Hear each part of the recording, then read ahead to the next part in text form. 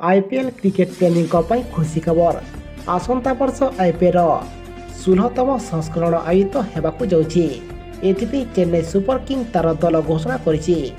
2023 season ପାଇଁ CSK କିଛି ଖେଳାଳିଙ୍କୁ ବାଦ୍ ଦେଇଥିବା ବେଳେ କିଛି ଖେଳାଳିଙ୍କୁ ଦଳରେ ରଖିଛି। ସବୁଠାରୁ ବଡ଼ କଥା ହେଉଛି ଚେନ୍ନାଇର ପୂର୍ବତନ କ୍ୟାପ୍ଟେନ୍ ମହେନ୍ଦ୍ର ସିଂ ଧୋନି ପୂର୍ବ ଅଧିନାୟକ ଭାର ସମ୍ଭାଳିବାକୁ ଯାଉଛନ୍ତି।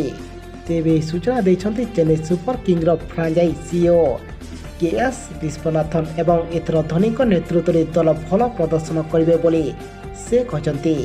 ଏବଂ ଆହୁରି ମଧ୍ୟ ସେ କହିଛନ୍ତି ଯେ ସିଏସ୍କେ ସହିତ ଯେଉଁ ଖେଳାଳିମାନେ ବିଜୟ ଅଭିଯାନ ସହିତ ଥିଲେ ଏହି ଟିମ୍ ପାଇଁ ବହୁତ କିଛି କରିଥିଲେ, ତାଙ୍କ ସିଲେକ୍ସନ୍ କରିବା ବହୁତ କଠିନ।